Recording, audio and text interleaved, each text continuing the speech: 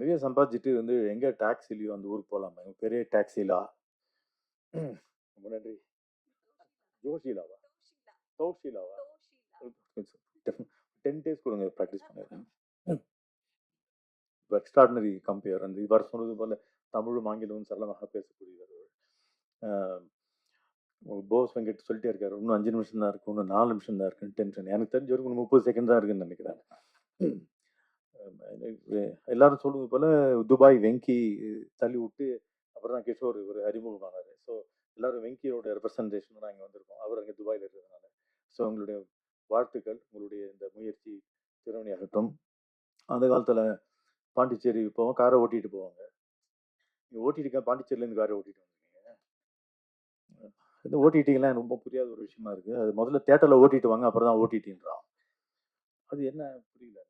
பஞ்சதந்திரம் சுமாரான ஹிட்டு தான் தியேட்டரில். Biggest hit in OTT ever in the history of Tamil cinema ஒரு காமெடி படம். இப்போ ஓடிடினா என்ன அப்படின்னா, இன்னைக்கு ஷார்ட்ஸ் பார்த்த மக்களுக்கு வந்து 10 செகண்ட் 15 செகண்ட் 1.5 மினிட்ஸில் பார்த்து பழக்கப்பட்ட மக்களுக்கு திரைப்படமே அந்த ஸ்பீடில் கேட்குறான். குறைஞ்சபட்சம் ரொம்ப அந்த காலத்தில் எம்கேடி தியாகராஜ ஸ்பீடில் இருக்க எஸ்ஜே சூர்யாவே இன்னைக்கு அவ்வளோ தூரம் போயிடுச்சு. அப்போ how do you make a film அப்படின்னா, அந்த 1.5 மினிட்ஸ் கேப்சூலில் ஃபாஸ்ட்டாக போ. ஜார்ஜ் லூக்கஸ் நடிகர்களுக்கு எப்பவுமே சொல்லுவார், ஃபாஸ்டர் லவுடர்னுவார், ஃபாஸ்டர் லவுடர்னுவார். எல்லாம் சினிமாவே இப்போ ஃபாஸ்டர் அண்ட் லவுடராக போனதுனால எங்கே வேணா கட் பண்ணி எங்கே வேணா நீ சொருகலாம். Make it into form of different shorts, 1.5 minutes into 2 minutes into so 120 minutes divided by 2. அத்தனை ஷார்ட்ஸுக்குள்ளே நீ கொண்டு அடக்கு அப்படின்னு சொல்கிற இந்த ஏஸ்தெட்டிக்ஸ் ஆஃப் சினிமாவே மாறிவிட்டது. அப்போ என்னன்னா, the buyer dictates what you should do. ஏஸ்தெட்டிக்ஸாக வந்து இதுதான் ஃபர்ஸ்ட் டைம் வந்து எப்படி சொன்ன டெய்லர் முதல்ல கொடுத்துட்டான், பேண்ட்டை தைச்சிட்டான், அதுக்கேற்ற மாதிரி நம்ம கால் கை வெட்டணுங்கிற அளவு இன்னைக்கு வந்து சினிமா வந்திருக்கு. இது ஒரு பக்கம். ஏற்கனவே உலகத்தில் இல்லாத ஒரு இடர்பாடு தமிழ் இந்தியாவுக்கு வேண்டி தான் உண்டு. என்னன்னா இன்ட்ரோல்னு எல்லா ஊர்லேயும் 1.5 hour தான், நம்ம ஊரில் 2.5 hour. ஏன்னா இன்ட்ரோல் ஒன்றுக்கு போனோம். ஸோ அந்த 1.5 hour ஃபாரின் ஃபிலிம் எக்ஸ்ட்ரா ஒரு 1 hour நம்ம ஆட் பண்ணுறோம். அது நம்ம ஃபர்ஸ்ட் ஹாஃப் நல்லா இருக்கு, செகண்ட் ஹாஃப் நல்லா இல்லை அப்படின்னு சொல்வதற்கு காரணம், செகண்ட் ஹாஃப்ல தான் கதையை எதிர்பார்க்குறான், கிளைமேக்ஸ் எதிர்பார்க்குறான். ஃபர்ஸ்ட் ஹாஃப்ல எப்படி ஓபிடிக்கலாம், இவன் தான் போனால் காமெடிலாம் பண்ணிட்டு இன்ட்ரோவில் நீ ஒரு பேங்க் கொடுத்துட்டு செகண்ட் ஹாஃப்லேயாவது கதையை சொல்லு அப்படிங்கிறான். அப்படி இருந்த ஃப்ரீடம்லாம் போய் இன்னைக்கு வந்து எல்லா நிமிஷமும் பேங்க் கொஞ்சம் கூட தொய்வு இல்லாமல் 99 மார்க் வாங்கினா நீ ஃபெயிலு, 100 வாங்கினா தான் பாஸ் அப்படிங்கிற ஒரு காலகட்டத்தில் வந்திருக்கிற பொழுது வினோதமான ஒரு விஷயம் என்ன இருக்குன்னா, அபரிவிதமான திரைப்படங்கள் தயாரிக்கப்படக்கூடிய காலகட்டம் இதுவாகத்தான் இருக்கின்றது. அது ஏன் என்றே புரியவில்லை. There is somewhere some money is available for people to produce films, knowing fully well it is not going to be sold, knowing fully well nobody is there to buy. இதில் ஸ்ட்ரைக் வேற. இப்போ ஏற்கனவே வேலை இல்லை, நம்ம strike வேற நம்ம இது பண்ணணும். ஏற்கனவே ஓடிடி வாங்குறது ஆள் இல்லை, இது 4 வாரம் கழிச்சு போடணும். தயவு செஞ்சு யாரு போடுற முதல்ல காட்டுங்க கண்ணுக்கு அப்படிங்கிற மாதிரி ஒரு சுச்சுவேஷன்ல எல்லாரும் பெரியவங்களுக்கு கொடுக்கறக்கூடிய ஒரு பிரச்சனைகளோ அவங்க அந்த ஒரு நிபந்தனைகளோ யங்ஸ்டர்ஸ்க்கோ இல்லை புது சின்ன படங்களுக்கு கொடுக்கவே கூடாது. அவன் படம் பண்ணுறதே பெரிய விஷயம். நீங்க வந்து நான் ப்ராஃபிட் ஆர்கனைசேஷன் அப்படிங்கிறீங்க, எல்லா ப்ரொடியூசருமே நான் ப்ராஃபிட் ஆர்கனைசேஷன் தான் நடத்திட்டு இருக்காங்க. அப்படி கண்ணுக்கு தெரிஞ்சு பார்த்தது இல்லை. 200-250 படம் எடுக்கிறாங்க.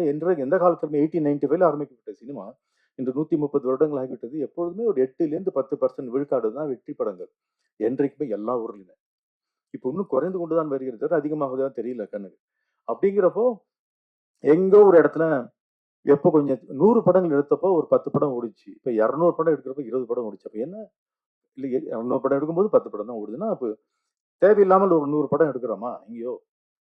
அது என்னவோ தாலி அப்புறம் கட்டிக்கிறேனே, ஃபர்ஸ்ட் நைட் முதல்ல முடிச்சிடன்ற மாதிரி ஷூட்டிங் முதல்ல படத்தை முடிச்சுவிடும், விற்கிறலாம் அப்புறம் பார்த்துக்கலாங்கிற அந்த விஷயத்தை கொஞ்சம் நிறுத்தி விட்டு, இந்த படம் விற்குமா, நிஜமா விலை நிற்கிறதுக்கு போட்டி தாங்குமா, எழுதும்போது பேப்பர் பென்சில் பெரிய காசெல்லாம் செலவில்லை, அப்பொழுதே நம்ம வந்து கொஞ்சம் அந்த முன்னெச்சரிக்கையோட கருத்தடை செய்து விட்டோம் என்றால் அப்போதான் உங்களுக்கு நிம்மதியா இருக்கலாம் என்று எனக்கு தோன்றுகிறது. Stop making too many films. அதுக்கு நல்லா யோசிங்க, இந்த படம் கண்டிப்பா வெற்றி அடையும் என்று யோசிங்க. இல்லைன்னா பட்ஜெட் ரொம்ப கம்மி பண்ணுங்க. இவர் எஸ்.வி. சேகர் சொன்னார், இது மாதிரி மாடு பாடணும், இப்பெல்லாம் ராமராஜன் வந்து ஆடணும்னு சொல்ற மாதிரி மாடு பாடி சூப்பர் ஹிட். இப்போ போன வாரம் சைனாவில் ஒரு அம்மாவும் அவரோட பையனும் ஒரு 5 வருஷமா குட்டி குட்டியா ஸ்கூல் பசங்க டிராயிங் போடுற மாதிரி போட்டு ஒரு பசுமாடை பத்தி ஒரு படம் சூப்பர் ஹிட்டுங்க.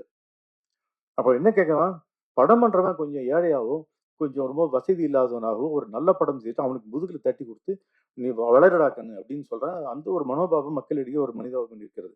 அதையும் நீங்க மைண்டில் வைத்துக்கொண்டு உருப்படியான படங்கள் எக்ஸ்ட்ரீம்லி லோ இன் பட்ஜெட்ல இஸ் ஈஸிலி பாசிபிள். அப்சஷன் அதான் ஹிட். காலங்காலமா அதான் சொல்லி 30 வெறும் $10,000 எடுத்த பிளார் விச் ப்ராஜெக்ட் வந்து $100 மில்லியன் சம்பாதிச்சது. ராபர்ட் ராட்ரிகஸ் ப்ரொடியூஸ் பண்ண அந்த எல் மரியாச்சி அப்படிங்கிற படம் வந்து வெறும் $10,000. அதில் நடிச்ச ஆளில் $4,000 கொடுத்தான். மொத்தம் $6,000 எடுத்தப்பட்ட $125 மில்லியன் சம்பாதிச்சது. ஸோ காசு இல்லாமலும் நீ வந்து வந்து ஒப்பற்ற திரைப்படங்களை செய்யலாம் என்ற அந்த ரீதியிலே மனம் போக வேண்டும். எனக்கு தோணுச்சு, எனக்கு ஒரு கனவு இருக்கு, எனக்கு ஒரு படம் எடுக்கணுங்கிற ஆசையெல்லாம் பேப்பர் பென்சில் பிரிண்டிங்கோட நிறுத்திக்கோ. படமா பண்ணணும்னா எக்கச்சக்க கோடிகள் திரும்பி வர வேண்டும் என்பதை மனதில் வைத்துக்கொண்டு எடுப்பவர்களும் அப்படி நினைச்சு படம் எடுக்கணும்னு எனக்கு தோன்றுது. உங்களோட வென்யூல நீங்க வந்து நிறைய இவர் போஸ் வெங்கட் சொன்னது போல செல்வமணின்னு சொன்னது போல மக்களுக்கு பிடித்த மாதிரி அப்படிங்கிறதுல ஒரு பெரிய அட்வான்டேஜ் என்ன இருக்குன்னா, நீங்க 1.5 மினிட்ஸ் ஷார்ட்ஸா ஒன்னா சேர்த்து கோர்த்து ஒரு மாலையாக தயாரித்து அதுல நீங்க விட்டீங்கன்னா people will start tuning into your OTT. But be very cautious about the quality. எல்லாரும் வாங்க அப்படின்னா அதுதான் இல்லை என்பதுதான் திரைப்படம் மீண்டும் மீண்டும் நமக்கு சொல்லி புத்தி காட்டுகிறது. ஸோ நல்ல குவாலிட்டி என்ன மீன் பண்றோம்னா ஜனரஞ்சகம் என்பது முக்கியம். திரைப்படத்தில் நம்ம பேசிக்கலாம், நம்ம தெரிந்து கொள்ளாத ஒரு விஷயம் பல நான் பிஹெச்டி பண்ணது அதில் தான் பண்ணியிருக்கேன். மக்கள் வந்து ஒரு 10 நிமிஷம் ஒரு ஒரு ஒரு டிராவல் பண்றான், இல்லை ஒரு 1 ஹவர் டிராவல் பண்ணி ஒரு மெனக்கெடுக்கிறான், கியூல நிற்கிறான், காசு கொடுத்து டிக்கெட் வாங்குறான். Cinema is the only product which is bought without knowing what the product is. சட்டனா போட்டு பார்த்து வாங்குறோம், வேஷ்டி போட்டு பார்த்து வாங்குறோம், இட்லி சரியில்லைனா இன்னொரு இட்லி கொடுன்றோம். சினிமா மட்டும்தான் வாங்கிய பிறகு நோ ரிஃபண்ட். என்னன்னே தெரியாது, என்ன ப்ராடக்ட்னே தெரியாது, காசு முன் பணமாக கொடுத்து விடுகிறோம், ஒரு சீட்டில் உட்காந்துக்கிறோம், இருட்டில் போட்டு அடக்கி வைக்கிறான். அதுக்கு ஏன் திருவிழா கும்பல்? திருவிழா கும்பல்லாம் வந்து பெரிய விஷயம், செலிப்ரேஷனாக போகணும், இருட்டிலேயே வச்சுக்கிறேன், பலான விஷயம் தான் இருட்டில் பேசுவேன். இந்த டெட்லி காம்பினேஷன் சினிமா கொண்டு இருக்கிறதுனால் அப்போ அது என்ன இருக்க வேண்டும் அந்த ஸ்கிரீன்லங்கிறது அதுக்கு ஒரு சில கோட்பாடுகள்லாம் இருக்கு. எதோனா எடுத்தலாம், ஐயாறு 20 பயிரிடுவது எப்படி, அத்வைதம் துவைத்தம் என்ன அப்படின்னு பத்தி பேசினா கல்வெடுத்து அடிச்சிருவோம். There is some reason, first half, second half, beginning, middle, end, இன்னும் ஒரு கோட்பாடுகள் இதனால் தான் வருகிறது. Because of these conditions. இதெல்லாம் மனதில் வைத்துக்கொண்டு எங்கடா போய் நிற்குது அப்படின்னா, ஜனரஞ்சகமாக என்டர்டெய்னிங்காக இருந்தால் அதற்குள் உன் கருத்தை நீ வைத்துக் கொள்ளலாம். ஆனா கருத்தை மட்டும் பிரதமாக இருந்தால் அது வந்து வீட்டுல நீ வச்சுக்கோ, மக்கள் அது காசு கொடுத்து வாங்க மாட்டான். Because you're taking money from அப்படிங்கிறது நான் வச்சுக்கணும். இதெல்லாம் மனதில் வைத்துக்கொண்டு ஜனரஞ்சகம்னா the more the people the better the product அப்படின்னு மனதில் வைத்துக்கொண்டு make it happy, make it jovial, make it have a content that has a beginning, middle and dramatic-ஆ இருக்கணுங்கிறது வந்துருச்சு.